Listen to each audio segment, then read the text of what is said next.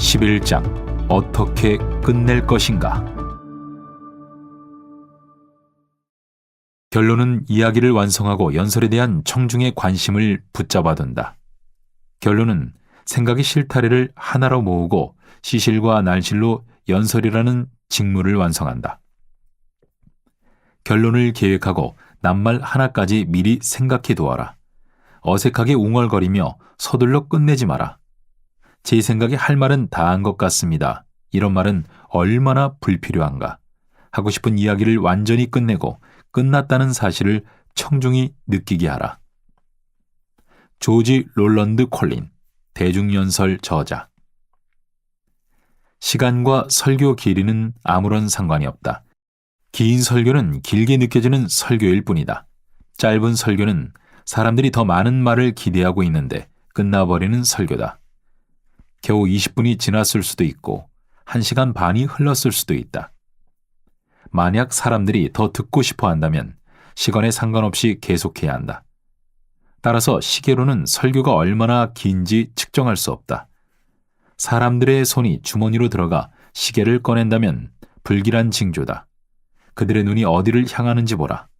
그들의 정신이 어디 있는지 보라. 그러면 당신은 어느 정도 지났는지 알게 될 것이다. 그때가 아마도 끝내야 할 적절한 때일지도 모른다. 찰스 브라운, 예일 신학대학교 학장. 연설할 때 당신이 초보자인지 전문가인지 아니면 능력이 모자라는지 재치가 넘치는지를 가장 잘 보여주는 부분이 있다. 바로 시작과 끝이다. 연기자들이 굳게 믿는 연극계의 오랜 격언이 있다. 등장과 퇴장만으로도 그 배우의 수준을 알 수 있다. 시작과 끝, 어떤 행동을 능숙하게 해야 할 때 가장 어려운 부분이다.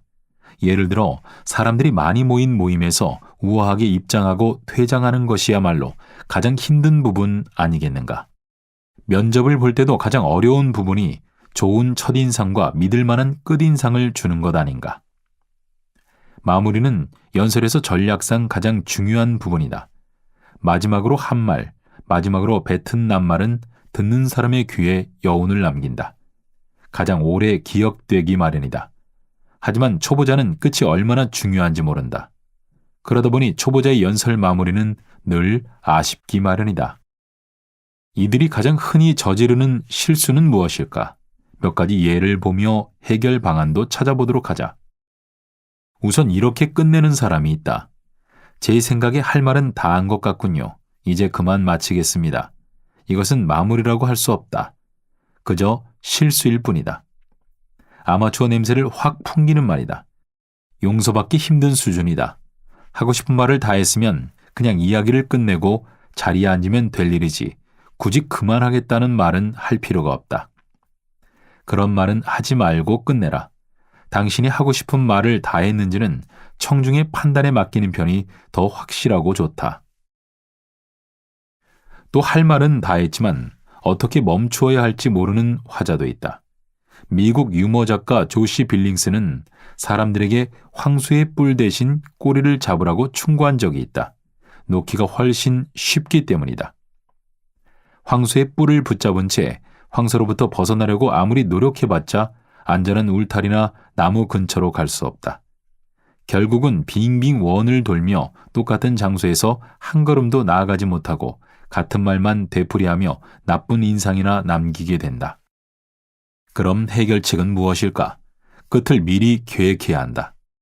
청중과 마주한 상태로 긴장감을 느끼면서 혹은 연설 내용에 집중하면서 어떻게 마무리할지 그 자리에서 생각해내는 게 과연 지혜로운 일일까? 상식적으로 조용할 때 침착하게 구상해 놓는 편이 바람직하지 않겠는가? 심지어 웹스터, 브라이트, 글래드스턴 같은 명망 높은 연설가들조차도 수준 높은 연설 능력에도 불구하고 마지막 말은 미리 써두고 정확하게 외우려고 애썼다. 초보자들도 이들처럼 한다면 후회할 일은 거의 없을 것이다. 일단 어떻게 이야기를 마칠지 정확하게 계산해야 한다. 몇 번이고 미리 연습하되 그때마다 말을 조금씩 바꾸어가며 전하고자 하는 생각을 정확하게 표현해야 한다. 즉흥연설은 연설 과정에서 주요 내용이 바뀔 때도 있고 예상치 못했던 상황이 전개되어 준비했던 말을 빼거나 줄여야 할 때도 있으며 청중 반응에 맞추어 조정해야 할 때도 있다. 따라서 두세 개 정도의 결론을 미리 준비해 놓는 게 현명하다. 하나가 어울리지 않으면 다른 하나를 쓸 수 있도록 말이다. 연설을 마무리하지 못하고 내려가는 화자도 있다. 마구 침을 튀기며 열띤 연설을 하다가 엔진이 꺼져버리듯 엉뚱한 말로 갑자기 끝을 낸다. 필사적으로 여기저기 마구 찔러대다가 갑자기 아무런 동작도 없이 멈춘다. 고장이라도 난 듯하다.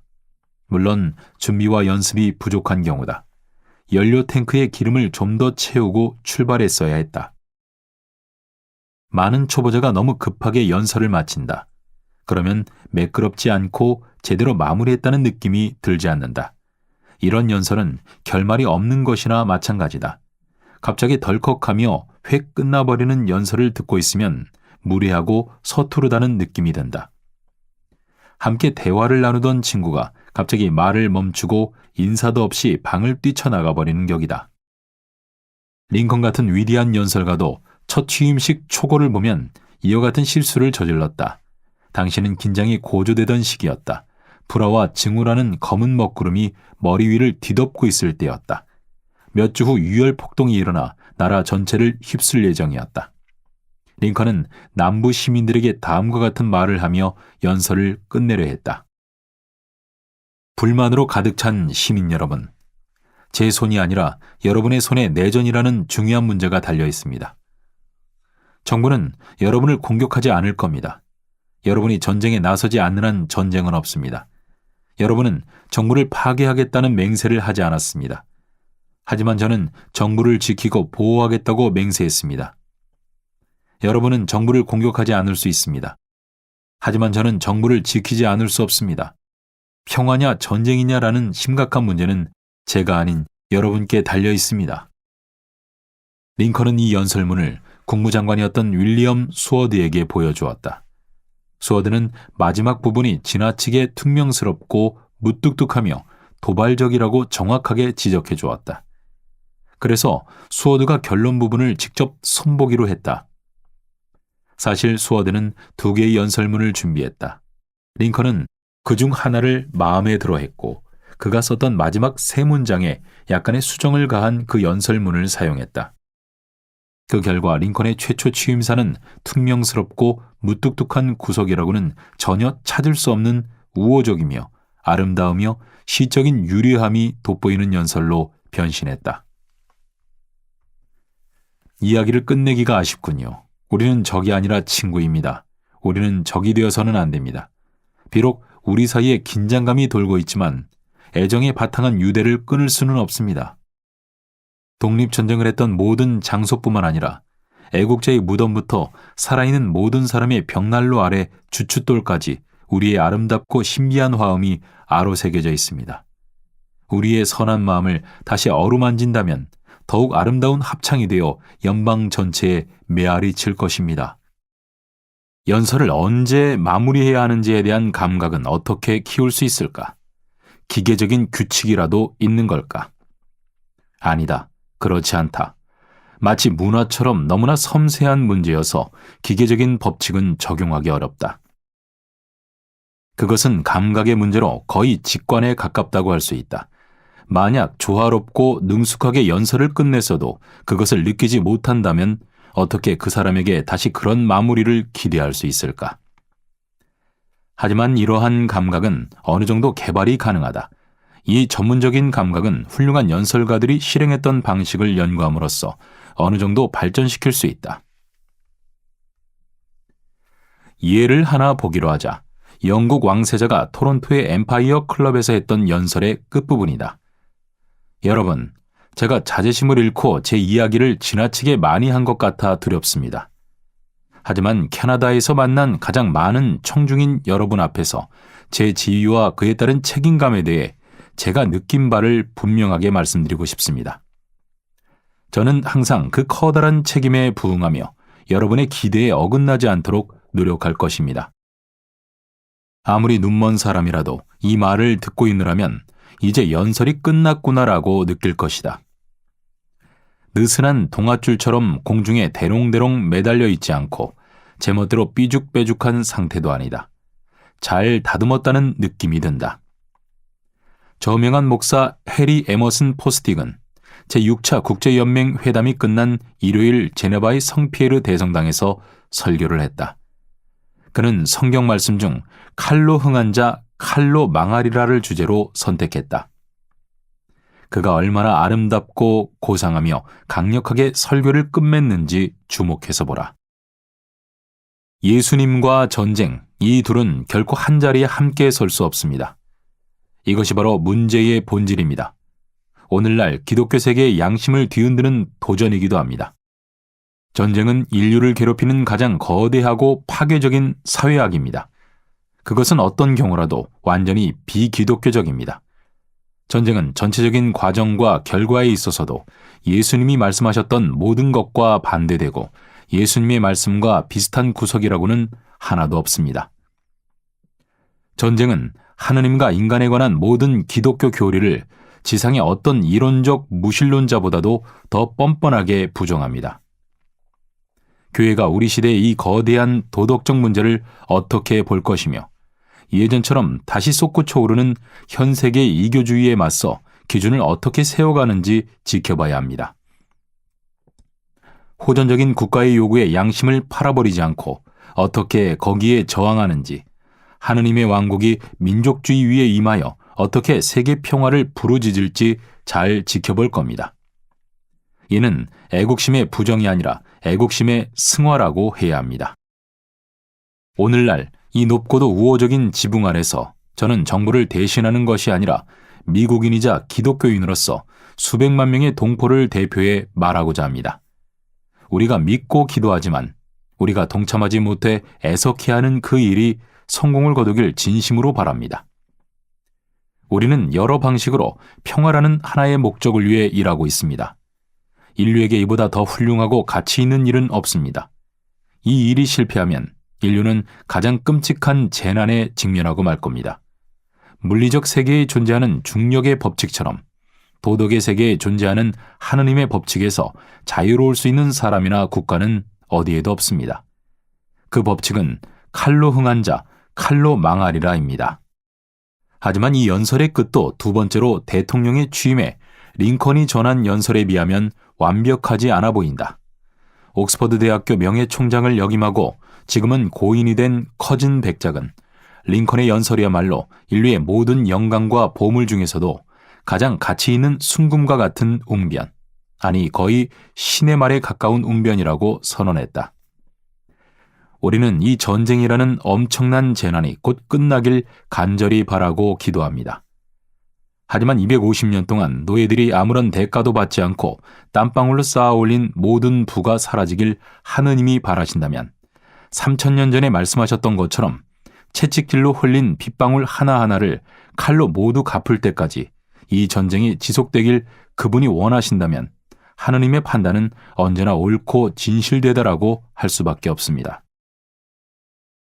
누구에게도 악의를 품지 말고 모든 사람에게 자비로운 태도로 하느님이 우리에게 보여주신 그대로를 믿으며 지금 우리가 당면한 일을 끝내려고 노력합시다. 이 나라의 상처를 잘 감싸줍시다. 전쟁을 견딘 이들과 그들의 미망인과 고아를 잘 돌봐줍시다. 우리 안에서도 모든 나라와도 정의롭고 지속적인 평화를 이루어내도록 할 수 있는 모든 일을 합시다. 당신은 지금 인간의 입술에서 나온 가장 아름다운 연설의 마지막 부분을 읽었다. 당신도 내 평가에 동의하는가? 어떤 연설문에서 이보다 더 많은 인도주의를, 더 순수한 사랑을, 더 많은 동정심을 찾아볼 수 있겠는가? 링컨의 전기를 썼던 윌리엄 바턴은 말했다. 게티즈버그 연설만큼 고상한 이 연설은 연설의 품격을 더 높은 수준까지 끌어올렸다. 에이브러햄 링컨의 가장 위대한 연설인 동시에 그의 탁월한 지적 능력과 영혼의 힘을 보여주는 연설이다. 미국 정치가이자 언론인 카를 슈르츠는 이렇게 말했다. 이것은 성스러운 시와도 같다. 어떤 미국 대통령도 미국인에게 이렇게 말한 적이 없다. 미국은 이러한 말을 마음 깊이 전달해주는 대통령을 이제껏 한 번도 만나본 적이 없다. 당신이 워싱턴에 있는 대통령이나 오타와 혹은 멜버른의 총리처럼 연설해야 한다는 말이 아니다. 당신은 다른 사업가들 앞에서 어떻게 연설을 마무리 지어야 하는가 정도의 문제에 관심이 있을 것이다. 자, 그러면 그 일은 어떻게 할 작정인가? 함께 연구해 보기로 하자. 그럴듯한 방법을 찾아내 보기로 하자. 요점을 정리하라. 3에서 5분 정도의 짧은 연설이라도 화자가 워낙 많은 말을 한 나머지 연설이 끝날 때쯤이면 청중은 주제가 무엇이었는지 가물가물할 때가 있다. 하지만 화자는 좀처럼 이러한 사실을 알아차리지 못한다. 오히려 스스로 요점이 너무도 뚜렷하다 느껴 청중도 명징하게 이해했으리라 착각한다. 전혀 그렇지 않다. 화자는 자신의 생각을 공들여 전개하지만 청중은 대부분 처음 듣는 내용이다. 그리고 그 소리는 한꺼번에 여러 발 발사된 총알 같은 느낌을 청중에게 준다. 몇 개는 남아있을 수 있으나 대부분 혼란 속에서 모두 사라져버린다. 청중은 마치 셰익스피어의 베니스의 상인에 등장하는 이아고라는 인물처럼 많은 것을 기억하지만 분명히 기억하는 것은 하나도 없다.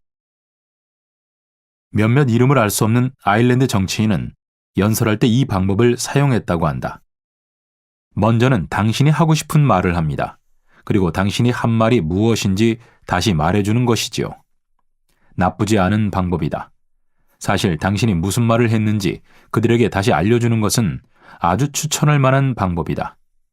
지금까지 말한 내용을 짧고 빠르게 요약한다는 의미에서라면 말이다. 예를 하나 들어보자. 시카고 센트럴 YMCA 대중연설 강좌에서 수강생 중 한 명이 했던 이야기다. 그는 시카고의 한 철도회사에서 교통관리를 맡고 있었다. 신사 여러분, 요컨대 이 차단장치를 뒷마당에서 실험해보니 동부, 서부, 북부에서 그랬듯이 작동 원리가 훌륭해서 파손을 예방하며 실제로 1년 동안 돈을 절약해 줄 것이 분명합니다. 진심으로 우리 남부 지점들도 이 장치를 설치해야 한다는 생각이 들었습니다. 그가 무슨 말을 했는지 파악했는가? 당신은 나머지 말을 듣지 않고도 어떤 이야기인지 알 수 있다. 그는 단지 몇 문장으로 겨우 몇 단어로 자신이 했던 모든 이야기를 요약했다. 이런 요약이 효과적이라고 생각하는가? 그렇다면 당신도 이렇게 요약해서 이야기를 끝맺어 보라. 행동에 호소하라. 앞에서 인용했던 연설은 행동을 촉구하는 끝맺음을 보여주는 훌륭한 예시다. 화자는 무언가를 하고 싶어 한다. 차단장치를 남부 지부에도 설치하자는 것이다. 그는 그 근거로 돈을 절약할 수 있고 파손을 예방할 수 있다고 했다. 화자는 행동을 원했고 원하는 바를 성취했다. 그저 발표하는 것에 그치지 않았다. 그는 철도회사 이사진 앞에서 이 안건을 발표함으로써 자기가 요청한 차단장치 설치를 승인받았다. 15장에서는 화자가 어떤 행동을 원할 때 직면하는 문제는 무엇이고 이를 어떻게 해결해야 하는지에 대해 상세히 다루도록 하겠다. 간결하고 진심 어린 칭찬을 하라. 위대한 펜실베이니아주는 다가오는 새로운 시대를 이끄는 주가 되어야 합니다. 세계에서 가장 위대한 철도회사의 어머니이자 이 나라에서 세 번째 농업 생산 규모를 자랑하는 펜실베이니아는 우리 경제의 주춧돌입니다. 그 어느 때보다 미국 경제는 전망이 밝고 우리 앞엔 리더십을 발휘할 더없이 좋은 기회가 있습니다. 찰스 슈와브는 이러한 말로 뉴욕 펜실베이니아 협회 연설을 끝마쳤다. 그의 연설을 들은 청중은 기쁨에 복받쳤고 행복했고 낙관에 젖었다. 연설을 마무리하는 정말 훌륭한 방식이다. 하지만 효과가 있으려면 반드시 진정성이 있어야 한다. 겉으로만 그럴듯해 보이는 칭찬은 필요 없다. 지나친 칭찬도 삼가야 한다. 이러한 연설이 진정성 없이 끝난다면 마친 후에도 계속해서 기분 나쁘고 마음에 울림을 주지 못한다. 그리고 마치 위조 지폐처럼 사람들은 그것을 갖다 버리고 기억조차 하지 않으려 들 것이다. 웃음을 자극하라. 가수 조지 코엔은 이렇게 말한 적이 있다.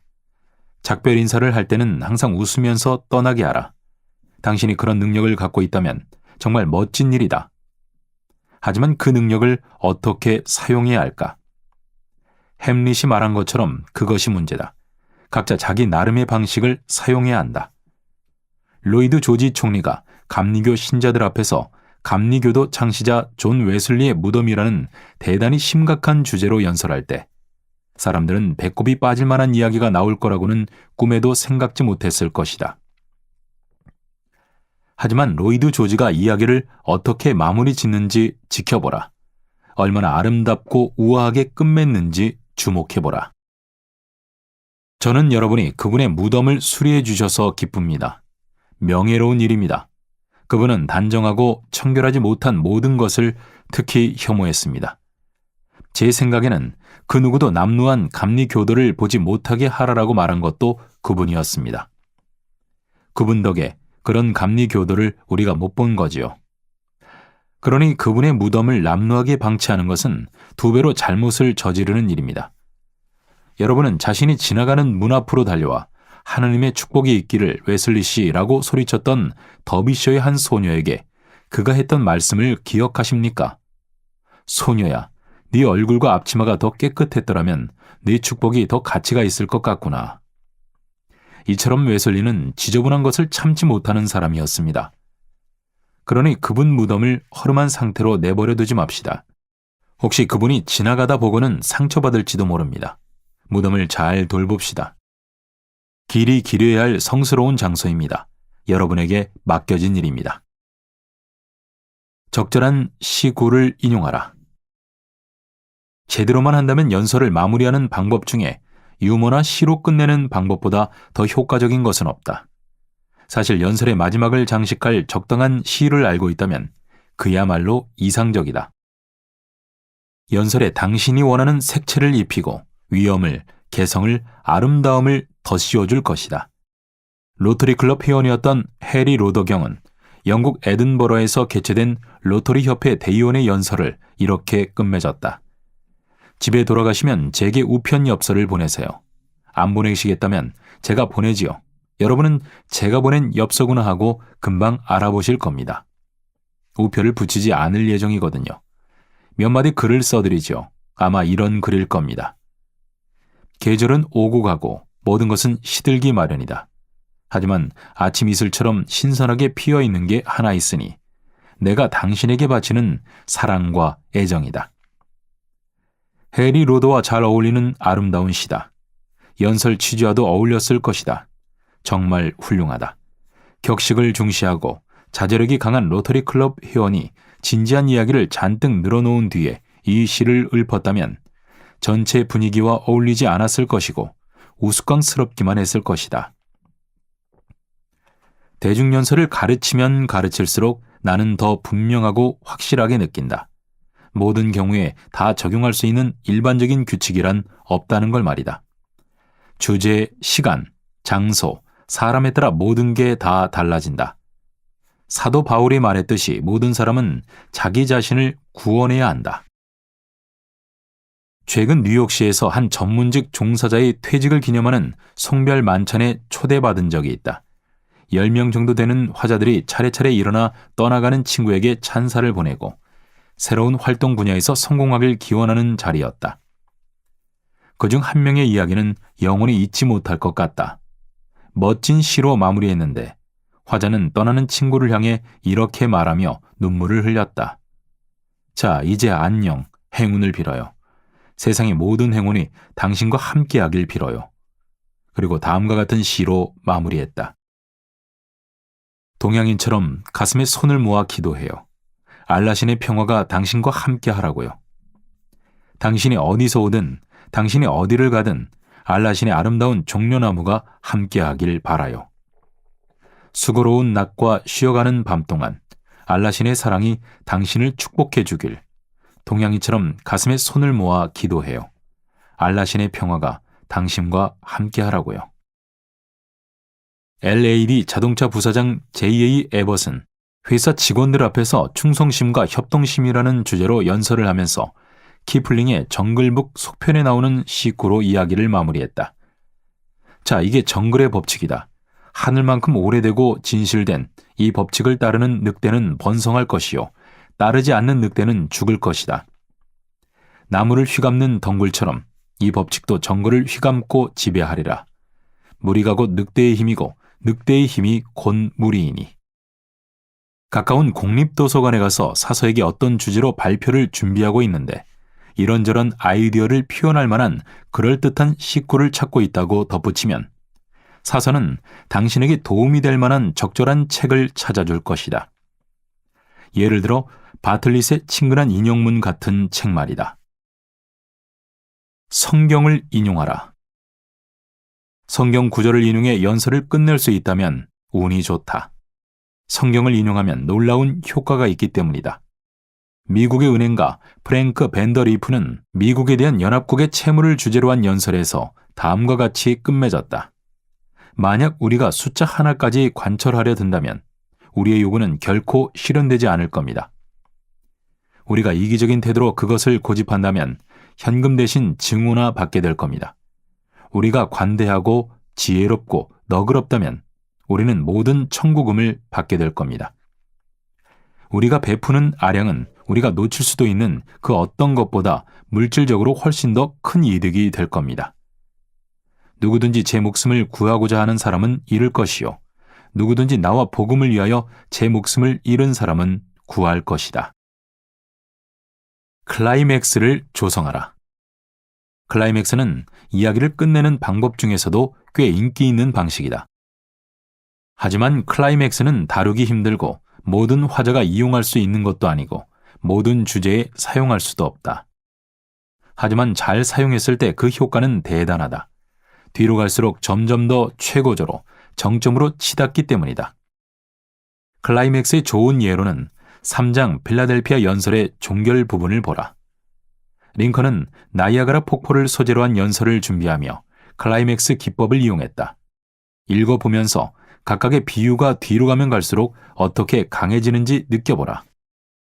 링컨이 자신의 시대를 콜럼버스의 시대, 예수의 시대, 모세의 시대, 아담의 시대와 비교해가며 어떻게 점층적인 효과를 주는지 주목하라. 이 폭포를 보고 있으려니 까마득한 옛날이 떠오릅니다. 콜럼버스가 처음 이 대륙을 찾아 헤매던 때, 예수님이 십자가 위에서 고통을 겪으셨을 때, 모세가 홍해를 뚫고 이스라엘 백성을 가나안으로 이끌고 나아갔을 때, 심지어 창조주의 손에서 아담이 처음 만들어졌을 때, 그때도 지금처럼 나이아가라 폭포는 이 자리에서 포유하고 있었습니다. 지금은 멸종해서 미국의 산을 뼈로 가득 채운 거인족도 나이아가라 폭포를 바라보고 있었습니다. 지금의 인간에게나 최초의 인류에게나 그보다 더 앞서 살았던 존재에게나 모두 똑같이 나이아가라 폭포는 강력하고 신선합니다. 이미 멸종한 지 오래되어 그 엄청난 화석 조각만이 존재를 증명해주는 메머드나 마스터토돈도 이 폭포를 보았습니다. 그 길고 긴 시간 동안 잠시도 멈추지 않고 잠시도 마르지 않고 한 번도 얼지 않고 한 번도 자지 않고 한 번도 쉬지 않았던 이 폭포를 말입니다. 미국의 변호사 웬들 필립스는 IT의 혁명가이자 독립투사 투생 루베르트위르를 주제로 한 연설에서 링컨과 똑같은 방법을 사용했다. 마지막 부분을 아래에 소개해 놓았다. 이 글은 대중연설 책에서도 흔히 인용되며 활력과 생명력이 넘치는 글이다. 지금과 같이 실용주의가 대세인 시대에 보면 약간은 장식적인 느낌이 없지 않지만 여전히 흥미롭다. 이 연설은 50년도 전에 쓰였다. 웬들 필립스가 50년 후 진실이 제 목소리를 내게 되면이라고 운운하며 존 브라운과 투생 루베르트위르의 역사적 중요성을 잘못 예언했던 것도 재미있지 않은가.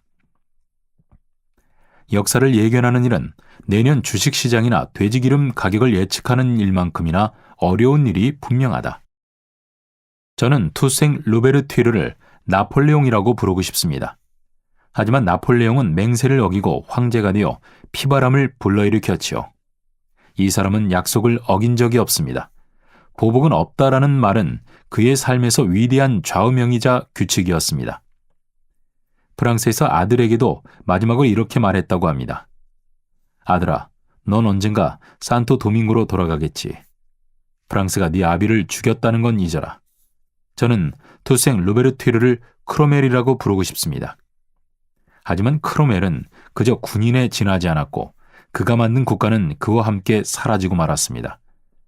저는 투생 루베르투르를 워싱턴이라고 부르고 싶습니다.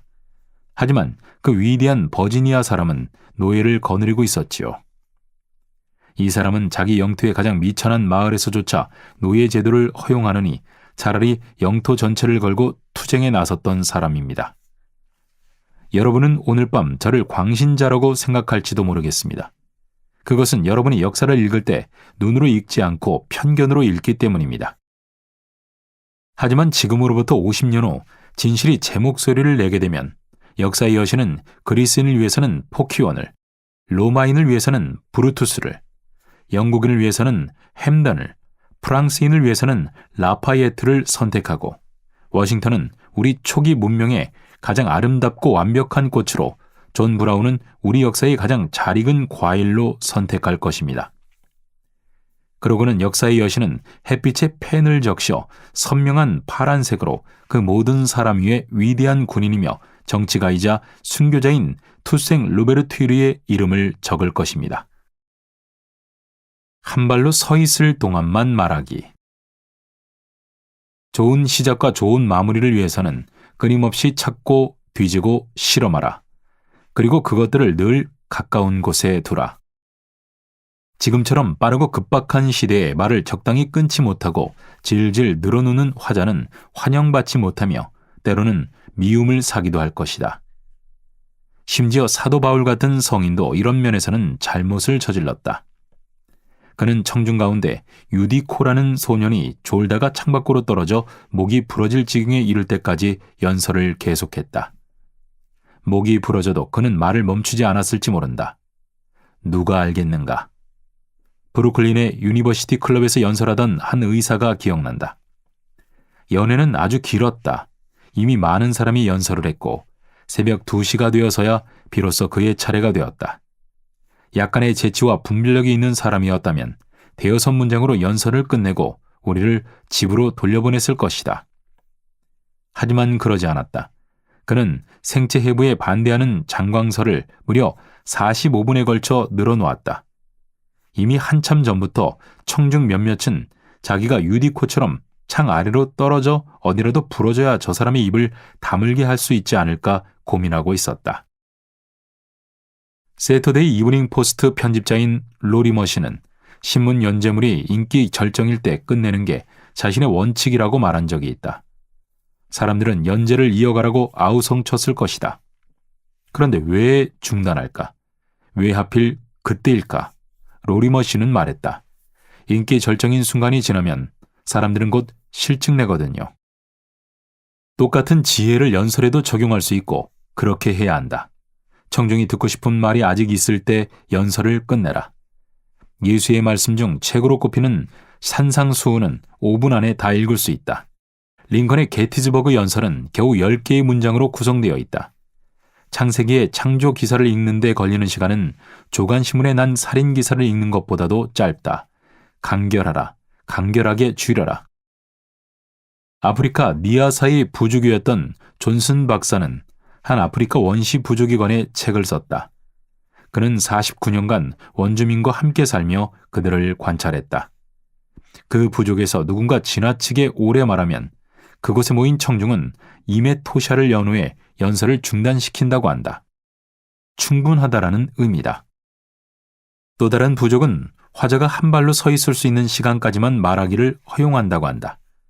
들어올린 발의 발끝이 땅에 닿으면 하던 이야기를 중단해야 한다. 좀 더 예의 바르고 자제력이 있다는 문명인도 아프리카 부족민처럼 긴 이야기를 싫어하는 것은 매한가지다. 당신이 한 귀로 듣고 흘릴 걸 알지만 제발 그들을 거울 삼아라. 그들에게서 말하는 법을 배워라. 어떻게 끝낼 것인가? 1.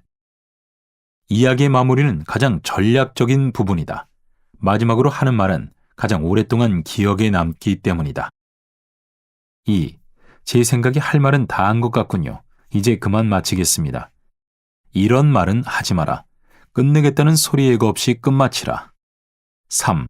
웹스터, 브라이트, 글래드스턴처럼 연설의 마무리를 미리 세심하게 계획하라. 어떻게 끝낼지 단어 하나까지 정확하게 외워라. 매끈하게 끝을 내라. 삐죽빼죽한 돌처럼 거칠고 모난 부분이 눈에 띄게 하지 마라.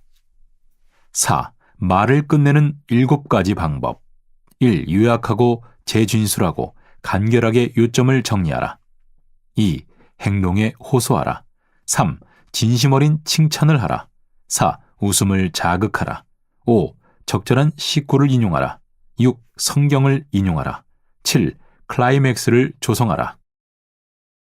5. 훌륭하게 시작해서 훌륭하게 끝내라. 둘 사이는 짧을수록 좋다.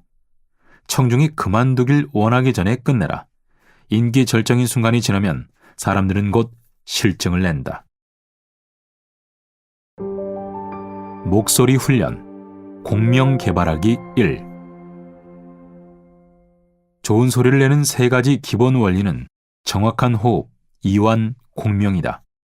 호흡과 이완은 앞에서 다루었고 이제 공명이 남았다. 라디오나 축음기는 어떻게 크고 아름다운 소리를 낼까? 바로 소리의 진동을 더 크게 만들어주는 공명판 때문이다. 사람의 몸은 목소리의 공명판 역할을 한다. 바이올린이나 피아노가 음을 증폭하고 아름답게 만들어주는 원리를 떠올리면 된다. 첫 소리는 성대에서 나지만 이 소리는 가슴, 치아, 입천장, 구강, 그리고 얼굴의 다른 부분을 포함한 단단한 구조물로 가서 울려 퍼진다. 이러한 반향이 목소리의 특징을 결정한다. 당신이 횡격막에서부터 이완된 목을 통해 로켓처럼 쏘아올린 목소리가 소리의 소나기로 잘게 나눠져 콧구멍을 비롯한 머리의 여러 부분으로 떨어져 내린다고 생각해보라. 공명에 대해 이야기하는 것은 쉽다. 우리는 평생 공명을 사용해왔기 때문이다. 공명을 쓰지 않는다면 3m만 떨어져도 서로의 말을 들을 수 없다. 다만 우리에게 주어진 과제는 연설과 대화에 적합한 공명을 개발하는 것이다. 음악평론가 살바토레 푸치토와 바넷 베이어는 카르소와 노래의 기교에서 재미있는 이야기를 했다.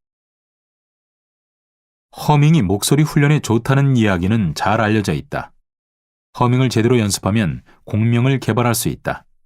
허밍은 으르렁대는 소리처럼 들릴 때가 많은데 그것은 턱, 입술, 혀, 성대의 막이 지나치게 굳어있기 때문이다. 말을 할 때도 발성기관 허밍시와 같은 위치에 두어야 한다. 얼굴 근육, 턱, 혀를 편안하게 쉬거나 잘 때처럼 완벽하게 이완한다. 입은 가볍게 다문다. 근육 때문에 소리의 떨림이 죽어서는 안 되며 긴장한 나머지 억지로 소리를 내서도 안 된다. 비강 안에서 울려 퍼지는 소리를 둥글고 아름답게 만들려고 해야 한다. 이제 혀, 목, 입술, 턱을 이완한 다음 자신이 아는 노래를 허밍으로 불러보자. 허밍을 시작할 때 손바닥을 머리 위에 얹고 진동을 느껴보라. 이는 공명 개발에 무척 중요한 과정이다. 허밍을 하며 숨을 들이마시면서 얼굴과 코와 머리에 시원한 기분을 느껴보라. 숨을 내쉴 때는 오히려 숨을 들이마시는 중이라고 상상하라. 여전히 코와 머리에 시원한 기분을 느낀다고 생각하라. 이렇게 하면 비강을 계속 열어두게 되어 공명을 강화하고 증폭하는 데 도움이 된다. 연설할 때도 숨을 들이마시는 감각을 유지하려고 애쓰라. 다시 한번 같은 노래를 허밍으로 불러보자. 이번에는 손을 머리 뒤에 대고 진동을 느껴보라. 그 다음에는 코에서 나오는 음에 집중하라. 마치 숨 쉴 때처럼 코에서 흘러나오고 코로 흘러들어가는 소리를 느껴보라. 눈 앞꼬리 아래에 있는 콧대의 윗부분을 엄지와 검지로 쥐인 다음 허밍하면서 진동을 느껴보라. 같은 노래만 하면 지루할 수 있으니 다른 노래를 불러보라. 이번에는 허밍하면서 소리가 입술에서 나온다고 생각해보자. 검지를 입술에 대고 진동을 느껴보라. 간질간질한 느낌이 들 것이다. 이제 가능한 한 작은 목소리로 노래해보자. 가슴에 손바닥을 대고 진동을 느껴보라. 다시 한번 허밍하면서 이번에는 오른쪽 손바닥을 가슴에 대고 왼쪽 손바닥으로 머리와 얼굴의 여러 부분을 짚어보자. 몸 전체가 진동하며 공명하는 걸 느껴보라. 내가 아는 가수들은 허밍할 때 손가락과 발가락 끝에서도 진동을 느낀다고 했다. 12장 의미를 명확히 하는 법. 명료하게 말하기만 해도 열의 9은 진실로 받아들인다. 브리테니커 백과사전. 당신이 할 말을 세심하게 검토하라. 말을 글로 옮겨보고 누군가에게 들려주듯 소리내어 말하라. 핵심을 순서대로 배치하고 중요도에 따라 시간을 배분하라. 그리고 준비했던 게 끝나면 더는 아무 말도 하지 마라. 에드워드 에버렛 헤일, 작가, 종교인. 기업인들 앞에서 솔로몬에 대해 말해야 한다면 그를 당시의 JP 모건이라고 하라. 야구팬에게 삼손에 대해 설명해야 한다면 당대의 베이브 루스라고 하라. 프랭크 시몬즈는 힌덴부르크 방어선을 무너뜨린 포슈 장군의 전략을 대문 경첩 2개를 부순 것에 비유했다. 빅토르 위고도 워털루 전투를 묘사하기 위해 A라는 문자를 이용했고, 미국사를 쓴 헨리 엘스는 맑은 모양을 이용해 게티즈버그 전투를 설명했다. 전투를 한 번도 보지 못한 사람일지라도 경첩과 말굽 정도는 알고 있기 때문이다. 글렌 클라크, 즉흥연설에서의 자기개발 저자. 백문이 불여일견이라. 중국 속담.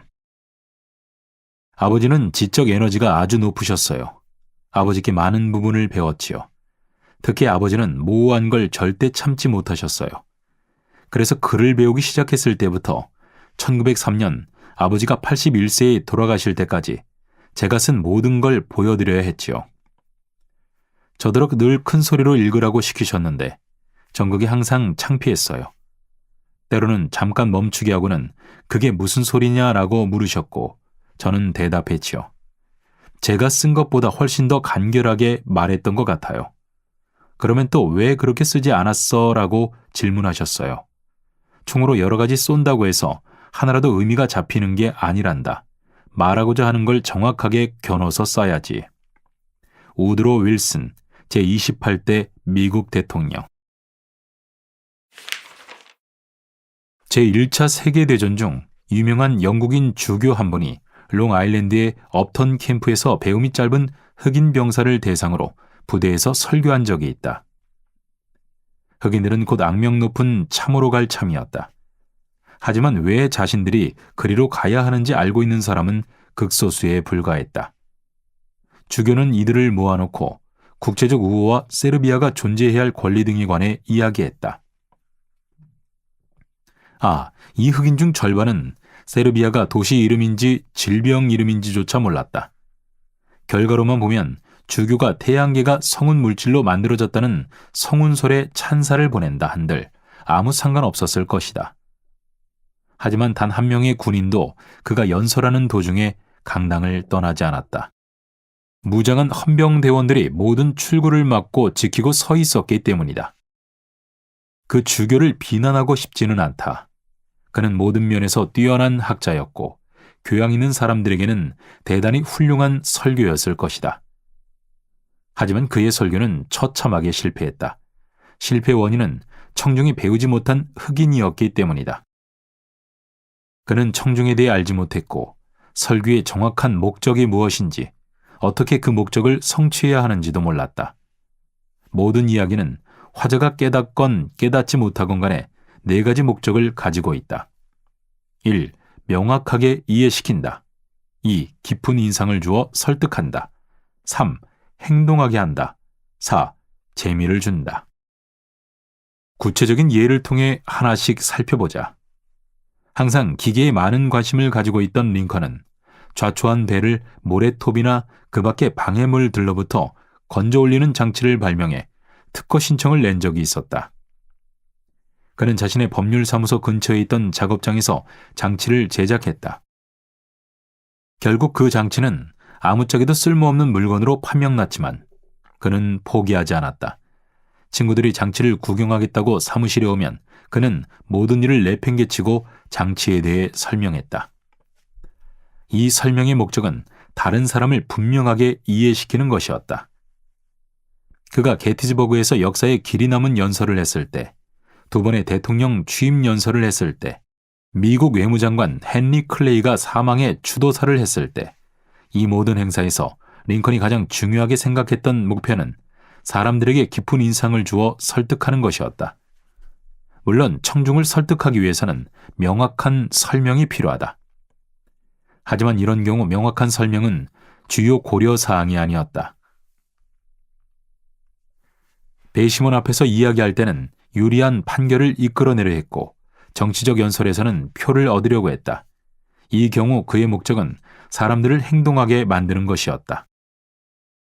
대통령이 당선되기 2년 전, 링컨은 발명을 주제로 연설을 준비한 적이 있다. 그 연설의 목적은 듣는 사람에게 재미를 주는 것이었다. 최소한 그것이라도 이루어내야 했지만 링컨은 성공하지 못했다. 그때까지만 해도 대중 연설가로서 링컨의 경력은 사실 실패에 가까웠다. 어떤 도시에서는 그의 연설을 들으러 온 사람이 아무도 없었다. 하지만 내가 언급했던 몇몇 연설에서는 대단한 성공을 거두었다. 왜일까? 그때에는 연설의 목적을 정확하게 알고 그 목적을 이루는 방법 역시 완벽하게 파악하고 있었기 때문이다. 그는 가고 싶은 곳이 어디인지, 어떻게 가야 할지를 정확히 알고 있었다. 많은 화자가 이러한 목적을 모른 채 갈팡질팡하다가 결국 비참한 상황에 빠지고 만다. 예를 들어보자. 한 번은 미국 상원의원 한 명이 청중으로부터 많은 야유를 받으며 뉴욕 히포드롬 무대를 쫓기듯 떠나야 했다. 그 이유는 그가 무의식적으로 하지만 지혜롭지 못하게 연설의 목적을 명확한 이해로 잡았기 때문이다. 제1차 세계대전이 한창일 때였다. 그는 청중에게 미국이 어떻게 전쟁을 준비하고 있는지에 대해 이야기했다. 하지만 청중은 지겨운 가르침 따위는 받고 싶지 않았다. 그들이 원한 건 재미였다. 그들은 인내심 있게, 예의 바르게 10분 정도 참고 들어주었고 15분이 되자 빨리 연설이 끝나길 바랐다. 연설은 끝나지 않았고 두서없는 이야기는 그칠 줄 모르고 계속됐고 어느 순간 청중의 인내심은 바닥나 버렸다. 더는 견딜 수 없을 지경이 되자 누군가 야유의 박수를 보냈다. 다른 사람들도 이에 반응하기 시작했다. 순식간에 수천 명의 사람들이 휘파람을 불며 소리를 질러댔다. 너무나 둔한 나머지 청중의 상태를 깨닫지 못했던 그는 계속해서 말하는 어리석은 선택을 하고 말았다. 청중은 격분했다. 화자와 청중 사이의 싸움이 지속되었고 청중의 분노는 커져만 갔다. 어떤 일이 있어도 화자의 말을 중단시키고야 말겠다는 결의마저 느껴질 정도였다. 마침내 청중의 고함과 분노로 인해 화자의 목소리가 5m 내외에서도 들리지 않을 정도가 되었다. 하는 수 없는 그는 포기해야 했다. 자신의 패배를 인정하고 수치심을 느끼며 자리를 빠져나가야 했다. 이 사례를 통해 얻어야 할 교훈은 연설의 목적을 파악해야 한다는 것이다. 연설을 준비하기 전에 우선 연설의 목적을 선택하라. 그 목적에 도달할 방법도 준비하라. 그러고 나서 연설을 시작하라. 능수능란하다는 느낌이 들도록 말해야 한다. 이를 위해서는 지식과 더불어 특별한 훈련이 필요하다. 그래서 앞으로 4개의 장은 그 특별한 훈련을 위해 할애하고자 한다. 우선 이 장의 나머지 부분에서는 어떻게 하면 명확하게 연설할 수 있는지를 설명하고자 한다. 13장은 깊은 인상을 남기며 설득력 있게 연설하는 방법을, 14장은 재미있게 말하는 방법을, 15장은 청중을 행동하게 만드는 과학적인 방법을 알려주고자 한다. 비교를 이용해 명확하게 표현하라. 명확성은 과소평가할 사안이 아니다. 명확하게 말하고 쓰는 게 어렵다는 사실도 인정해야 한다. 최근 한 아일랜드 시인이 자신의 시를 낭송하는 걸 들은 일이 있다. 청중의 10%는 그가 무슨 이야기를 하고 있는지 몰랐을 것이다. 대중연설은 물론이고 사적인 대화에서도 마찬가지다. 올리버 로지경은 40년에 걸쳐 대학생과 일반인을 상대로 강의와 강연을 해왔다.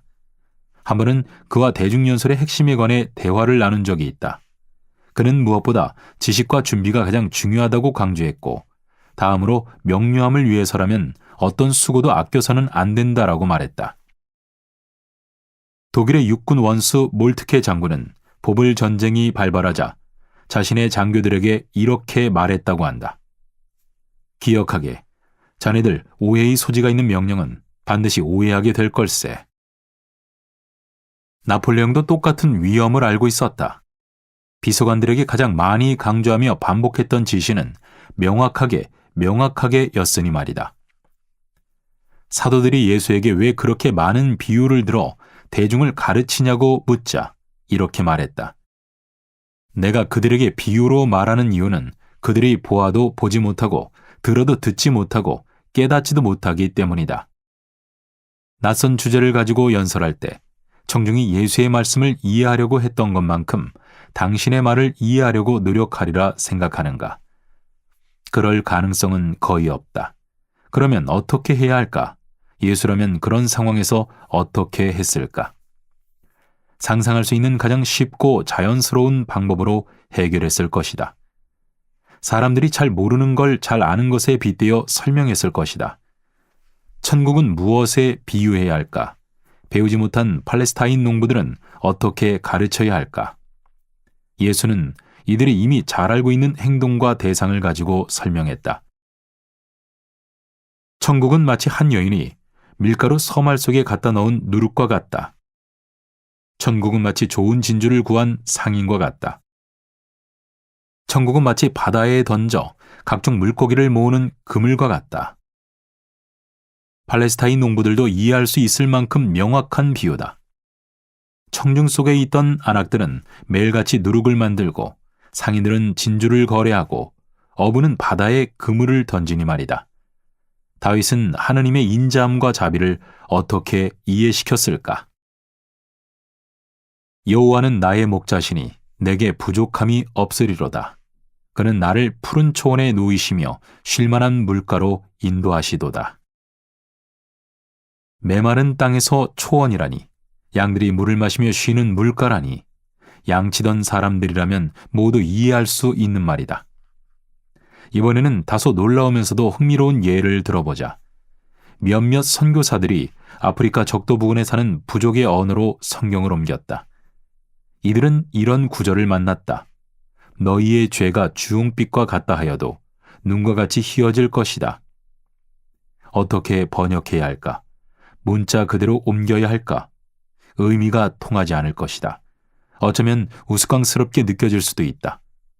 원주민들은 눈을 한 번도 본 적이 없고 심지어 그들의 언어에는 눈이라는 낱말조차 없다. 이들은 눈과 타르조차 구별하지 못할 것이다. 하지만 코코넛 나무에 올라 열매를 잡아 떨어뜨려 점심으로 먹는 일은 매일같이 하는 일이었다. 그래서 선교사들은 모르는 걸 아는 것으로 치환하기로 했다.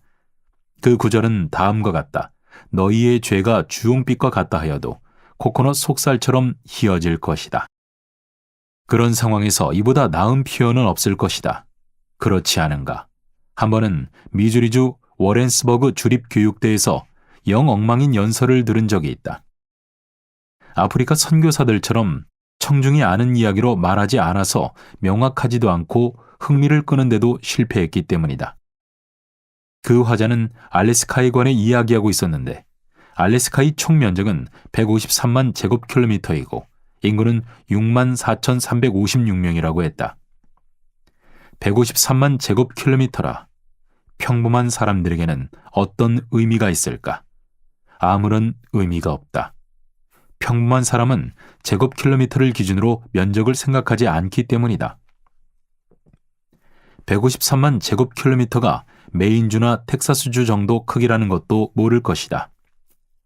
만일 화자가 알래스카와 그 주변 섬들을 합친 해안이 지구를 한 바퀴 도는 거리보다 길다든가 그 크기가 버몬트, 뉴햄프셔, 메인, 매사추세츠, 로드아일랜드, 코네티컷, 뉴욕, 뉴저지, 펜실베이니아, 델라웨어, 메릴랜드, 웨스트 버지니아, 노스캐롤라이나, 사우스캐롤라이나, 조지아, 플로리다, 미시시피, 테네시주를 모두 합쳐놓은 것보다 넓다고 말했다면 어땠을까? 알래스카 면적에 대해 모든 사람이 분명하게 알아듣지 않았을까? 그는 알래스카 인구가 64,356명이라고 했다. 아마 5분이 지난 다음 그 수치를 기억하는 사람은 10명 중 단 한 명도 없었을 것이다. 1분이 지났다 해도 그러지 않았을까? 왜 그럴까? 64,356명을 빠르게 발음하면 명료한 인상으로 남지 않기 때문이다. 마치 바닷가 모래 위에 쓴 낱말처럼 일시적이고 불안정한 느낌만 남아있을 뿐이다. 다음 파도가 밀려들면 그 글씨는 지워지기 마련이다. 그렇다면 인구 통계를 사람들에게 친근한 다른 것에 비교했으면 어땠을까? 예를 들어보자. 세인트 조지프는 그 강연이 있던 미주리주에서 그리 멀리 떨어져 있지 않다. 그곳에 있던 많은 사람이 세인트 조지프에 가본 적 있었을 것이고 알래스카는 당시 세인트 조지프보다 1만 명 정도 인구가 적었다. 아니면 아예 그 연설이 있었던 도시와 알래스카 인구를 직접 비교하는 건 어땠을까? 알래스카는 미주리주보다 8배는 더 큽니다. 하지만 인구는 여기 워렌스버그에 사는 주민의 13배 정도밖에 되지 않습니다. 다음의 예에서 어느 쪽이 좀 더 명료하게 들리는가? 1. 지구에서 가장 가까운 항성은 대략 40조 킬로미터 떨어져 있다. 2.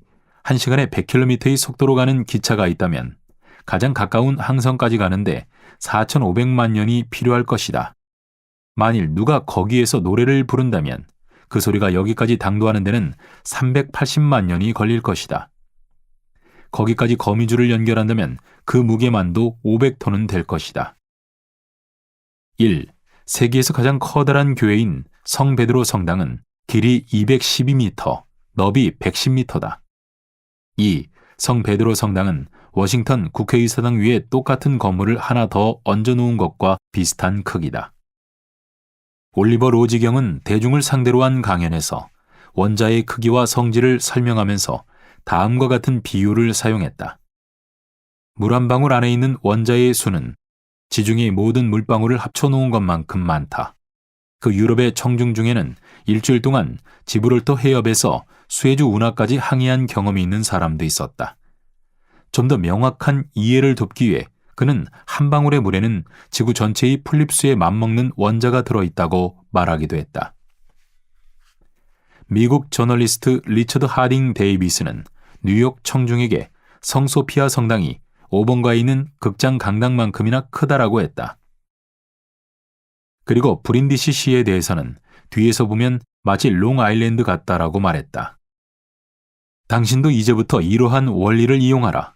커다란 피라미드를 묘사해야 한다면 우선 그 높이가 137m라고 하라. 그러고는 사람들이 매일 보는 건물에 빗대어 그게 얼마나 높은지 설명하라. 면적을 설명할 때는 도시의 몇 블록에 해당하는지 말하라. 어떤 액체의 양을 설명할 때도 몇 리터니 몇 파인트니 말하지 말고 지금 우리가 앉아있는 이 방 몇 개를 채우면 되는지 이야기하라. 6m라고 이야기하기보다 이 천장 높이의 1.5배라고 말하는 편이 낫다. 몇 미터니 몇 킬로미터니 하며 단위를 말하는 대신 여기서 유 앞 역까지의 거리, 여기서 당신이 즐겨 찾는 길 어디까지라고 말하는 게 더 명확하지 않겠는가? 전문 용어는 피하라. 만약 당신이 변호사, 의사, 엔지니어 등의 전문직 종사자라면 일반인과 말할 때 극도로 조심하라. 사람들 앞에서 이야기할 때는 평범한 말로 세부적인 정보를 전하라. 극도로 조심하라고 했다. 이러한 측면에서 실패한 수백 건의 연설을 나는 들어봤기 때문이다. 화자는 자신의 전문 분야에 대해 일반 대중의 지식이 상당히 부족하다는 사실을 전혀 의식하지 못하는 경우가 많다. 그러니 어떤 일이 벌어지겠는가? 화자는 청중이 이해하지 못하는 말과 경험을 계속해서 늘어놓고 표현하지만 자신에게나 의미 있는 말이 될 뿐이었다. 청중이 듣기에는 장마철의 진흙탕만큼이나 불분명했다. 그럼 어떻게 이야기해야 했을까? 우선 인디애나주 전 상원의원이 한 대중연설에 관한 충고를 주의 깊게 들어보라. 가장 어수룩해 보이는 사람을 골라 그 사람이 여러분의 주장에 흥미를 느끼게 하는 방식으로 연설하는 것도 좋은 방법입니다. 명확한 사실과 명쾌한 논리만 있다면 가능합니다. 더 좋은 방법은 부모와 함께 온 아이들이 알아들을 수 있게 이야기하는 겁니다. 스스로에게, 원한다면 청중에게도 말해보십시오. 아이들도 이해하고 기억할 수 있도록 설명하겠다고요. 나중에 그 아이가 여러분이 했던 말을 그대로 이야기할 수 있도록 하겠다고요. 내 수업을 들었던 한 의사가 발표 시간에 횡격막 호흡은 내장기관의 연동운동에 도움이 되고 건강상 큰 혜택을 줍니다라고 말하는 걸 들은 적이 있다. 그는 그 한 문장으로 해야 할 말을 다 했다는 듯 다른 주제로 넘어가려 했다. 나는 그를 제지하고 수업을 듣고 있는 학생들에게 횡격막 호흡이 다른 호흡과 어떻게 다른지 알고 있느냐, 연동운동은 무엇인지 아느냐고 물었다. 그 대답을 지켜보던 의사는 깜짝 놀랐다. 그래서 그는 다시 이야기로 돌아가 다음과 같이 설명했다. 횡격막은 가슴 밑바닥을 형성하는 얇은 근육으로 폐 아래, 복강의 천장 사이에 있습니다. 활동이 없거나 가슴 호흡을 할 때는 뒤집힌 세면기처럼 휘어져 있습니다. 복식 호흡을 하면 숨이 이 근육을 아래로 내려보내 평평한 모양이 되고 이때 배 근육이 여러분의 벨트를 내리누르는 듯한 느낌이 들게 합니다. 이렇게 횡격막이 아래에 주는 압력은 복강 위쪽의 기관들, 즉 위장, 간장, 췌장, 비장, 태양신경총 등을 마사지해 줍니다. 여러분이 다시 숨을 내쉴 때 위장과 내장은 횡격막으로 인해 위로 올라가며 다시 한번 마사지를 받게 됩니다. 이 마사지가 배설작용에 도움이 됩니다. 많은 사람이 내장기관이 약화되면서 건강이 나빠집니다. 깊은 횡격막 호흡을 통해 위와 내장을 적절하게 운동시키면 소화불량, 변비, 자가 중독 등의 문제를 없앨 수 있습니다. 명료한 연설로 유명한 링컨의 비결. 링컨은 누구나 즉시 이해할 수 있도록 명료하게 표현하는 걸 매우 좋아했다. 의회에 보낸 첫 번째 메시지에서 그는 사탕발림이라는 표현을 사용했는데 링컨의 친구였던 인수업자 데프리스 씨는 그 표현이 일리노이 거리 연설에는 적합할지 모르지만 중요한 문서에 싣기엔 다소 격이 떨어지는 표현이 아니냐며 의문을 표했다. 그러자 링컨은 이렇게 대답했다. 글쎄 데프리스, 사람들이 사탕발림이라는 표현을 이해하지 못할 때가 되면 그 표현을 바꾸지. 그렇지 않다면 그냥 내버려 두게. 한 번은 녹스대학의 총장 걸리버 박사에게 자신이 어떻게 해서 쉬운 낱말 사용에 열정을 가지게 되었는지 설명했다. 그 말은 다음과 같다. 저는 어린 시절부터 누군가 이해할 수 없는 말을 하면 화를 내곤 했습니다. 제 인생을 돌아보면 다른 그 어떤 것에도 그렇게까지 화를 낸 적은 별로 없었습니다. 하지만 이해할 수 없는 말은 항상 제 신경을 건드렸고 지금도 여전히 그렇습니다. 어렸을 때 저는 아버지가 이웃 사람들과 이야기 나누는 걸 우연히 들은 적이 있었습니다.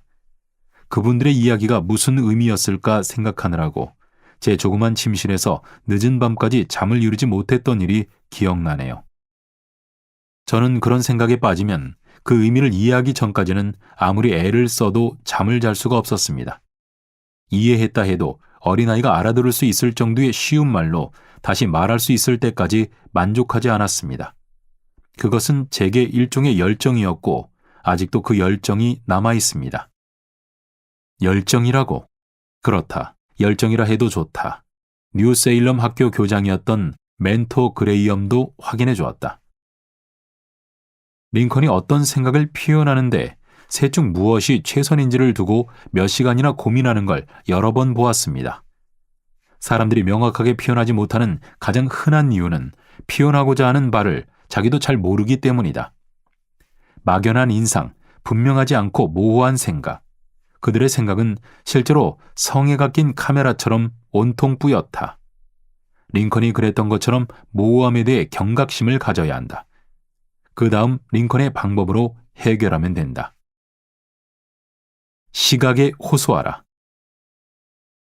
사장에서 말했듯이 뇌에서 눈으로 가는 신경은 귀와 뇌를 연결하는 신경보다 몇 배나 더 많다. 과학적인 근거에 따르면 우리는 귀보다 눈을 사용할 때 25배는 더 집중한다. 백문이 불여일견이라는 동양 속담도 있다. 명확하게 설명하고 싶다면 당신의 요점을 머리에 시각화하라. 내셔널 캐시 레지스터 컴퍼니 사장이었던 고 존 패터슨이 사용했던 방법이다. 그는 시스템 매거진의 기고한 글에서 직원들에게 연설할 때 사용하는 방법을 이렇게 말했다. 나는 말에만 의존해서는 다른 사람을 이해시키거나 관심을 끌지 못한다고 생각한다. 극적인 보충 자료가 필요하다. 그래서 가능하면 올바른 방식과 잘못된 방식을 보여주는 그림을 제시한다. 말보다는 도표가 훨씬 그럴듯하고 도표보다는 그림이 더 낫다. 주제를 제시하는 가장 이상적인 방법이 있다면 모든 하위 범주는 그림으로 그리고 언어는 그 사이를 연결하는 데만 사용하는 것이다. 사람을 상대할 때는 말보다 그림이 훨씬 효과적이라는 사실을 나는 일찍부터 알고 있었다. 작고 괴상한 그림도 대단히 효과적이다. 나는 만화 혹은 도표 언어라는 체계를 가지고 있다. 원을 그리고 그 안에 달러 표시를 넣으면 적은 돈을 의미한다. 달러 표시가 된 가방이라면 큰 돈을 의미한다. 달같이 둥근 얼굴만 가지고도 많은 표현을 할 수 있다. 일단 원을 그리고 몇 개의 선으로 눈, 코, 입, 귀를 표시한다. 이 선들을 조금만 비틀면 여러 가지 표현이 가능하다. 시대에 뒤떨어진 사람을 그리고 싶으면 입 가장자리를 아래쪽으로 구부린다. 시대의 첨단을 걷는 사람이라면 반대로 위로 올린다. 그림은 평범해 보이지만 가장 훌륭한 만화가라고 해서 가장 예쁜 그림을 그리는 것은 아니다. 어떻게 생각을 표현하고 그와 대비되는 것을 표현하느냐가 더 중요하다.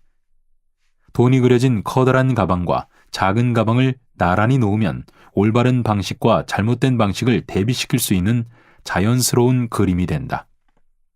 하나는 많은 돈을 가져다 주지만 다른 하나는 그렇지 못하다는 의미를 쉽게 파악할 수 있기 때문이다. 여러분이 말을 하는 동시에 이런 그림을 빠르게 그린다면 사람들은 집중할 수밖에 없다. 여러분이 하는 일을 주시하게 되고 따라서 여러분이 지적하고 싶은 요점 또한 계속해서 볼 수밖에 없다.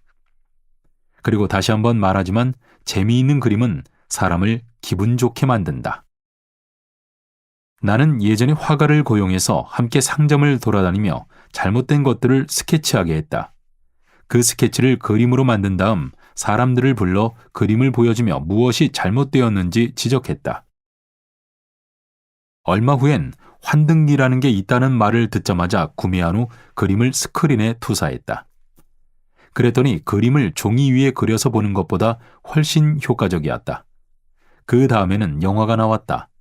내가 소지한 영사기가 아마 최초의 영사기 중 하나가 아닐까 싶다. 우리 회사에는 수많은 필름과 6만 개 이상의 컬러 슬라이드를 관리하는 부서가 따로 있다. 모든 주제나 모든 상황을 시각화하지는 못할 것이다.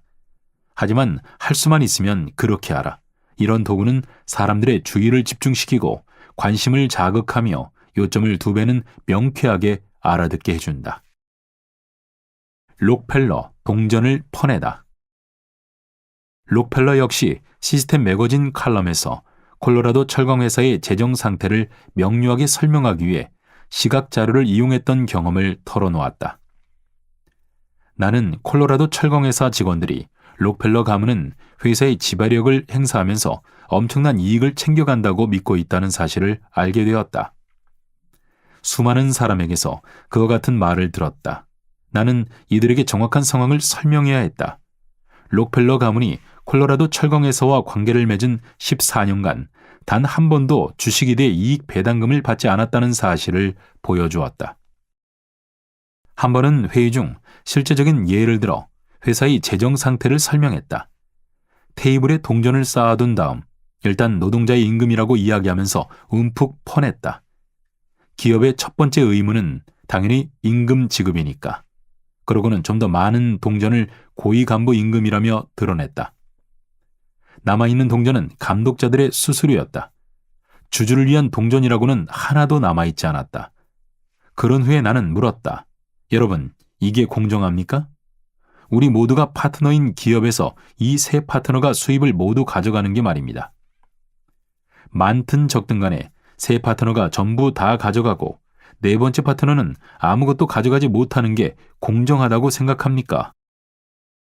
설명이 끝난 후 한 사람이 임금이 인상되어야 한다는 발언을 했다. 나는 물었다. 파트너 중 하나는 한 푼도 얻지 못하는데 여러분이 더 많은 임금을 원하는 건 공정한가요? 그는 공정치 못한 것 같다고 인정했다. 그 이후로는 임금 인상을 요구하지 않았다. 시각적인 호소는 명확하고 구체적이어야 한다. 석양을 배경으로 두드러져 보이는 사슴의 뿔처럼 또렷하게 보여야 한다. 예를 들어보자. 개라는 말로 정확한 그림을 떠오르게 하기는 힘들다. 코커스 패니얼인지, 스코치 테리어인지, 세인트 버나드인지, 포메라니안인지 알게 뭔가. 하지만 불도그라고 하면 머리에 선명한 이미지가 떠오른다. 이 낱말은 훨씬 덜 포괄적이기 때문이다. 얼룩무늬 불도그라고 하면 좀 더 선명한 그림이 떠오르는가? 말이라고 하는 것보다는 검은 셰틀랜드라고 말하는 게 좀 더 분명하지 않은가? 가금류라는 낱말보다는 다리 하나가 부러진 하얀 벤텀 수탉이라고 부르는 게 훨씬 더 명확한 이미지를 불러오지 않는가? 중요한 아이디어는 표현을 바꿔 재진술하라. 나폴레옹은 반복이야말로 수사법에 있어서 유일하게 중요한 원리라고 선언한 적이 있다. 그는 자신에게 명확한 아이디어라고 해서 다른 사람에게도 쉽게 이해하는 건 아님을 알고 있었다. 새로운 아이디어를 이해하려면 그 아이디어에 대해 생각할 시간이 필요하다. 요컨대 새로운 아이디어는 반복해서 말해야만 한다. 하지만 같은 표현이어서는 안 된다. 사람들은 같은 말을 똑같이 반복하면 싫어한다. 그럴 만도 하다. 하지만 같은 아이디어를 다양한 표현을 사용해 이야기한다면 듣는 사람은 그것을 되풀이해 이야기하는 게 아니라고 생각하는 경향이 있다. 구체적인 예를 들어보자. 브라이언은 이렇게 말했다. 사람들에게 주제를 이해시키려면 자신이 먼저 주제에 대해 이해하고 있어야 한다. 주제를 분명하게 알고 있을수록 다른 사람들에게 더 분명하게 이해시킬 수 있다. 여기에서 두 번째 문장은 첫 번째 문장의 재진술이다. 하지만 이 문장을 말할 때 브라이언은 자신이 같은 문장을 반복하고 있는지조차 몰랐다. 다만 주제를 좀 더 명확하게 표현했다고 느꼈을 뿐이다. 성공 대화론을 강의할 때마다 재진술이라는 원리를 좀 더 잘 이용했다면 훨씬 더 명확하고 인상적일 수 있었던 발표를 많이 봤다. 초보자들은 이 원리를 완전히 무시하다시피 하기 때문이다. 얼마나 안타까운 일인가. 일반적인 예와 구체적인 사례를 이용하라. 요점을 명확하게 이해시키는 가장 확실하면서도 쉬운 방법은 일반적인 예와 구체적인 사례를 이용하는 것이다. 둘의 차이는 무엇일까? 용어 그대로 하나는 일반적이고 다른 하나는 구체적인 것이다.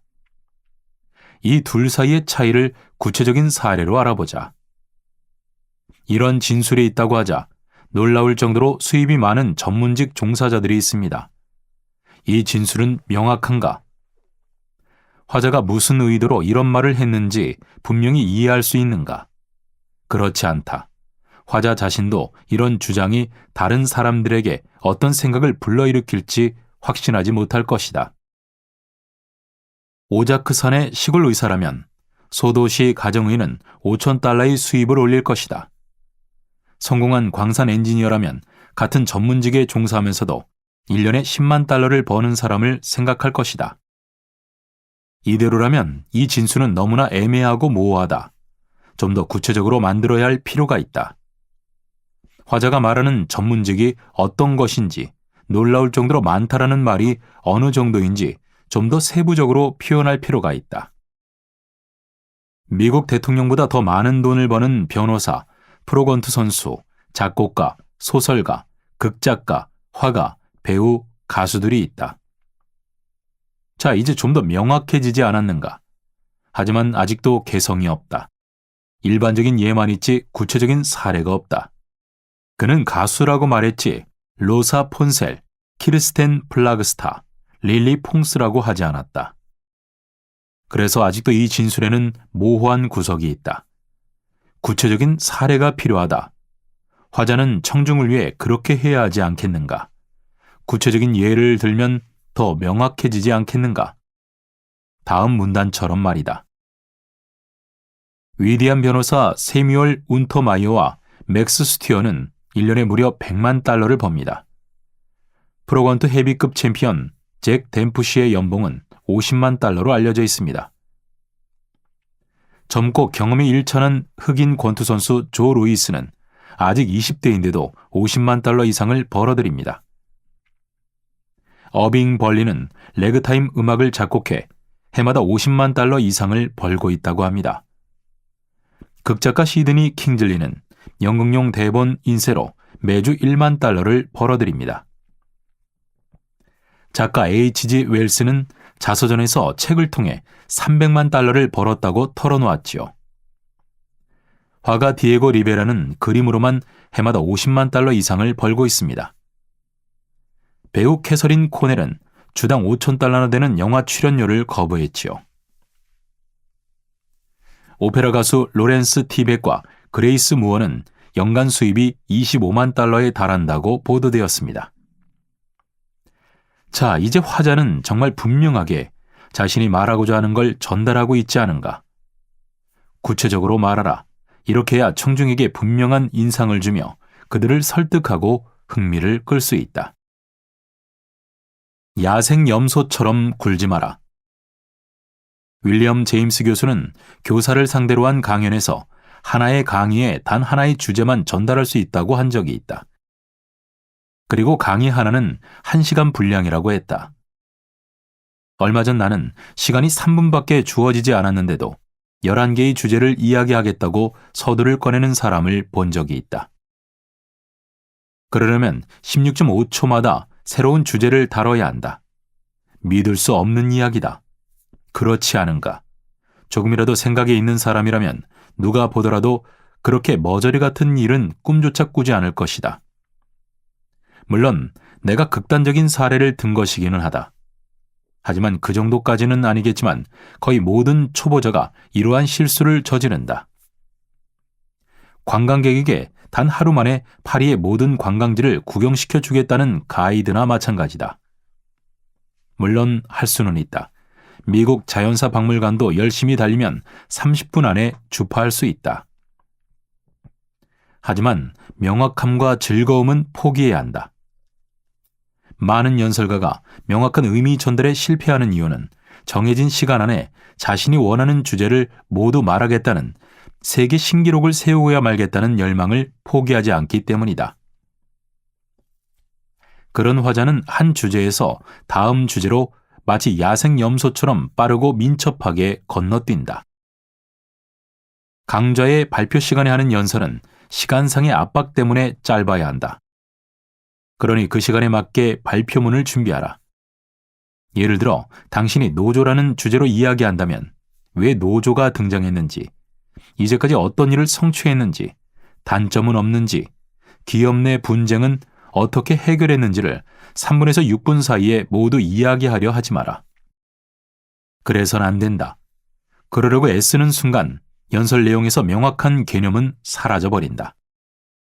당신의 말은 혼란스럽고 흐릿하고 불충분해 개요조차 제대로 전하지 못했다는 느낌만 들 것이다. 한 단계씩 밟아나가며 적절한 양의 예를 들어 설명하는 게 지혜롭지 않겠는가? 당연하다. 그러한 연설은 단 하나의 인상만 남긴다. 명확하다. 그래서 듣기 편하다. 기억하기 쉽다. 관련 주제의 여러 단계를 다루어야 한다면 마지막에 간략하게 요약하는 게 좋다. 이 장의 마지막에 나오는 요약을 보며 얼마나 도움이 되는지 스스로 생각해보라. 요약 부분을 읽으니 이제까지 제시했던 메시지들이 더 분명하고 이해하기 쉽게 다가오지 않는가. 의미를 명확히 하는 법. 1. 의미를 명확하게 전달하기는 대단히 중요하면서도 힘든 일이다. 예수는 비유를 들어 가르치셨다. 내가 그들에게 비유로 말하는 이유는 그들이 보아도 보지 못하고 들어도 듣지 못하고 깨닫지도 못하기 때문이다. 2. 예수는 사람들이 이미 알고 있는 것으로 모르는 것을 명확하게 설명하셨다. 예수는 천국을 누르게, 진주를 사는 상인에, 바다에 던지는 그물에 비유하시며 가라, 너도 그리하라라고 하셨다. 알래스카의 크기를 알려주고 싶다면 제곱킬로미터로 말하지 마라. 알래스카에 들어갈 수 있는 주가 몇 개인지를 말하라. 청중이 익숙한 도시의 인구를 기준으로 알래스카의 인구 규모를 설명하라. 3. 일반적인 청중에게는 전문 용어를 삼가라. 링컨처럼 어린아이라도 이해할 수 있는 쉬운 말로 연설하라. 4. 말하고자 하는 내용을 자신의 머릿속에서 한낮의 태양처럼 환히 비치게 만들어라. 5. 시각이 호소하라. 가능하면 보이는 물건, 그림, 사파 등을 이용하라. 명확하게 말하라. 개라고 하지 말고 오른쪽 눈에 얼룩이는 폭스테리어라고 말하라. 6. 중요한 아이디어는 다시 진술하라. 하지만 똑같은 말로 똑같은 표현으로 반복하지는 마라. 문장을 다르게 구성하여 듣는 사람들이 눈치채지 못하도록 하라. 7. 추상적인 진술은 일반적인 예와 구체적인 사례로 명확하게 만들어라. 8. 많은 요점을 한 번에 말하려 하지 마라. 짧은 연설에서는 중요한 아이디어 한두 개도 제대로 다루기 힘든 법이다. 9.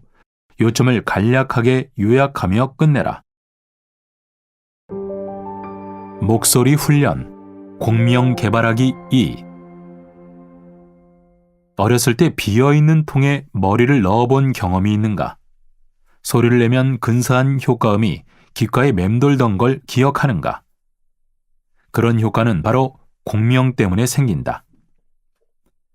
여러분이 내는 소리는 통 위쪽의 공기에 전달되며 여러 번 증폭된다. 통 모양의 드럼, 관을 가진 나팔, 공명판이 있는 피아노, 잘 말린 나무로 만든 바이올린 등 모든 악기는 작은 소리가 적절한 탄력성을 가진 매개체에 전해지면서 강화되고 커지도록 만들어졌다. 그 매개체는 공기일 수도 있고 나무나 금속일 수도 있다. 사람의 목소리도 비슷한 원리로 전달된다. 성대에서 약하게 윙윙거리는 소리가 첫 소리다. 그 소리가 가슴을 진동하게 만들고 후두, 입, 코의 공기구멍을 조금씩 열기 시작한다. 이 공기구멍에서 작은 소리가 강화되어 웅장한 힘을 얻는다. 우리가 성대에서 내는 최초의 소리는 몇 걸음만 떨어져도 들을 수 없을 만큼 미약해 인간이 내는 소리의 특징을 찾아볼 수 없다. 가슴의 공명은 대체로 자연스럽게 일어나지만 두강은 우리가 의지로 통제할 수 있기에 잘 사용하면 아름답고 강력한 효과를 낼 수 있다. 내가 아는 어떤 연설가는 밋밋한 어조와 공허한 목소리를 타고났지만 세심한 연구와 끈기 있는 연습 끝에 두강을 충분히 이용하게 되었고 지금은 울림이 깊은 목소리로 커다란 강당을 장악하고 있다. 훌륭한 대중연설가가 되려면 공명을 제대로 사용하는 법, 특히 입과 코를 잘 이용하는 법을 숙지해야 한다. 진동하는 공기는 후두를 떠나서 열린 목을 지나 입천장 뒤쪽의 부드러운 부분에 도달한다. 아치 모양 아래에서 숨의 일부는 입으로 들어가고 다른 부분은 이 막의 뒤에 있는 통로를 통해서 코로 올라간다. 비강은 구강보다 크고 모양과 표면은 바위 속 동굴 내부처럼 불규칙하고 다양하다. 동굴에서 큰 소리로 이야기하거나 소리를 질러본 경험이 있는가? 아마 이제껏 들어보지 못한 반향에 깜짝 놀랄 것이다. 이와 비슷한 방식으로 코와 머릿속에 동굴처럼 생긴 희한한 공간에서 밝고 풍부한 성질이 목소리에 더해진다. 이것을 두성이라고 부른다. 동시에 입천장 아래에서 입으로 들어간 공기는 완전히 다른 변화를 겪는다. 입천장 뒤쪽을 통해 비강에 들어갔던 공기와 마찬가지로 양이 늘어나는 것은 물론 유연한 혀와 움직이는 입술에 의해 그 흐름이 변화된다. 이렇게 나온 소리가 바로 모음이다. 그래서 우리는 입의 움직임만으로도 모음을 배운다. 성대는 필요 없다. 혀의 형태와 입의 모양에 따라 모음이 결정된다. 따라서 입은 모음의 방이다. 물론 자음이라 불리는 소리의 장애물도 입에서 만든다. 5장에서 보았듯이 사람이 호흡을 통제하며 어조를 유지할 때는 자동적으로 흉강이 울린다. 손을 가슴 위쪽에 얹으면 느낄 수 있다. 낮고 깊은 소리에서 더욱 강하게 느껴진다. 성인 남성의 목소리에서 느낄 수 있는 울림이다. 입으로 내는 소리 하나하나에 깊은 숨을 넣어 가슴의 공명으로부터 도움을 받으라. 코를 공명하기 위해서는 특별한 훈련을 해야 한다. 우선 코의 공명과 비음을 구별해야 한다. 비음은 소리가 코를 자유롭게 통과하지 못할 때 난다. 엄지와 검지로 콧구멍을 막고 말해보라. 듣기에 별로 좋지 않은 콧소리를 느꼈는가? 이번에는 소리가 코에서 자유롭게 흘러나가지만 손으로 콧구멍을 막았을 때의 느낌을 기억하고 말해보라. 듣기에 좋지 않은 소리는 나지 않는다. 그 소리가 코의 공명이다. 공명을 개발하는 훈련 방법은 아래와 같다. 1. 깊이 숨을 들이마신다. 부드럽게 숨이 빠져나가는 소리와 더불어 조금씩 숨을 내쉰다. 반복한다. 숨이 빠져나갈 때 갑자기 입술을 닫고 코로 빠져나가는 숨은 지속되게 하라. 그러면 허밍의 자음인 무 소리가 만들어진다. 2. 깊이 숨을 들이마신다. 허밍을 하며 무 소리를 낸다. 그런 다음 허밍을 멈추지 않고 입술을 열고 혀의 끝을 입천장 앞 단단한 부분까지 들어올려 느 소리가 나오게 만든다. 무와 느를 번갈아 가며 발음하라. 공명의 흐름을 계속 유지하며 미님처럼 들리는 소리가 나오게 하라. 계속 반복하라. 공기의 흐름이 어디에서 느껴지는지 주목해보라. 3. 위의 내용을 실천하면서 무와 느 소리 가운데 모음 이를 집어넣어라. 미니처럼 들리는 소리가 나도록 하라. 소리가 입안에서 공명하고 코의 허밍도 아무런 방해 없이 계속되게 하라. 이 허밍 소리가 중요하다. 듣지만 말고 느끼도록 하라. 4. 3을 반복한다. 공명의 흐름을 멈추지 않은 채 이를 아로 바꾸어 미니아처럼 들리게 한다. 두강에서 들리는 허밍 소리와 앞니 위쪽 바로 뒤에서 아 소리가 울려 퍼지는 것을 동시에 느껴야 한다. 이 내용은 RJ 휴즈 교수가 기고한 것이다.